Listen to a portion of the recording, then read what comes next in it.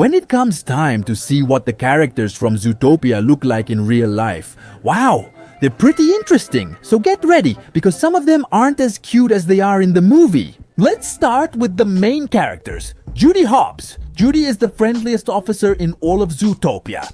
But even though she's quite small, she's extremely agile and fast. And that's because she's mainly based on two species of rabbits. First, we have the European rabbit, which is quite fast and agile.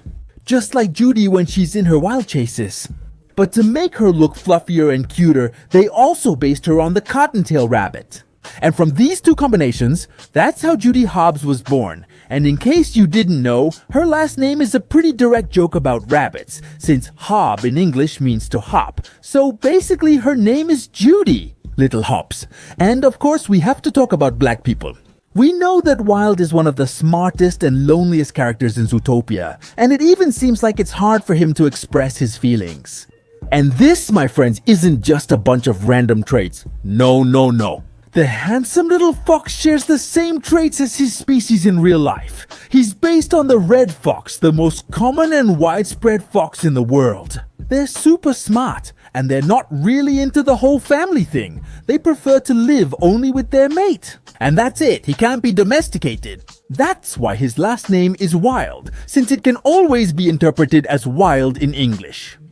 But now let's move on to one of the most curious characters, Jesus the Lizard.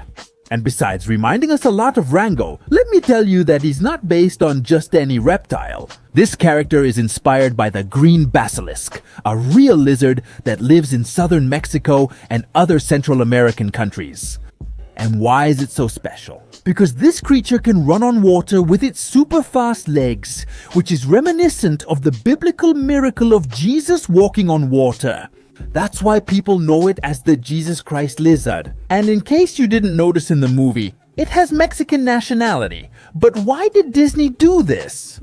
Well, because it really does live in Mexico. Also, the name Jesus is quite popular in Mexico, so it was perfect for this character. And then we have the elephant seal. This character is a local merchant in the neighborhood market of Marshlands. And in fact, it's one of the largest and noisiest animals in the ocean. In real life, males can weigh up to 4 tons, almost like a small truck, and they have that giant snout that looks like a trunk, which is why they're called that when they roar. It sounds like an elephant roaring, so just imagine that loud noise on the beach. Let's continue with the most stuck-up characters in the whole movie, the Lynxleys family. This whole family is inspired by the Canadian lynx, a wild cat that looks very elegant and lives in snowy areas. Their pointy ears are black tufts, like Wi-Fi antennas to detect their prey. And their huge paws work like snowshoes, allowing them to walk without sinking. And in case you're wondering, no, they don't feel cold. Their fur is thick and long enough to withstand very low temperatures. The fact that they put a sweater on them in the movie was like putting a parachute on an eagle. But let's leave arrogance behind to talk about Dr. Fusby, this gentle, kind, and patient therapist. She's inspired by the quokka, the animal that was named the happiest in the world. These little ones live on islands in Australia, and literally, they seem to be smiling all the time. Quokkas can live with very little water and are super curious and friendly. That's why in Zootopia, Fusby gives off a friendly vibe, someone who listens, understands, and wants to help. Another pretty curious character is Anthony, the anteater dealer. This big animal is inspired by the famous giant anteater. A fun fact is that this animal in real life doesn't have teeth because it doesn't need them. Its tongue is super long, up to 60 centimeters. It's sticky like double-sided tape, and that's how it eats thousands of ants and termites a day. Very long, with a long snout and a very hairy tail. An interesting fact about Anthony is that his name is a pun on his species name. Well, in English it's called anteater, so Anthony is a perfect fit. And of course, we have Nibbles Maplestick, the talkative beaver, who is an expert in reptiles in Zootopia 2. These little friends are experts at cutting wood thanks to their super strong teeth, so yes, they could bite off an entire finger. They are so organized. like construction workers or professionals, and can swim and walk on land effortlessly. And we couldn't forget about Gary, the snake, who at first we thought was the enemy, but no, Gary. He's inspired by the Trimeresurus insularis, a beautiful viper that lives on the islands of Southeast Asia. This snake has heat sensors called pits, like built-in infrared cameras that allow it to detect heat to hunt even in the dark. It's famous for its super bright blue-green colors and its arboreal lifestyle. She's always perched in the trees, watching everything. And in case you're wondering, yes, it's very venomous. And the fact that we all thought Gary was the villain at first was simply a reference to the fear that most of us have of snakes. And since we're talking about huge animals, we couldn't leave out the walrus. In reality, it can weigh over 1,500 kilos and reach nearly 4 meters in length. They use their giant tusks to climb the ice and make space when they're all together, because they're super social and gather in huge groups. Their whiskers work as sensors to find clams on the seafloor, and they can eat thousands in a single day. In the movie, it looks amazing, because Zootopia 2 wants to show more varied and extreme species, and a giant walrus is perfect for that.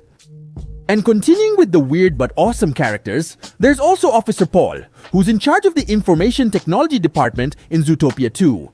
He's inspired by a mole, those little animals that spend almost their entire lives underground.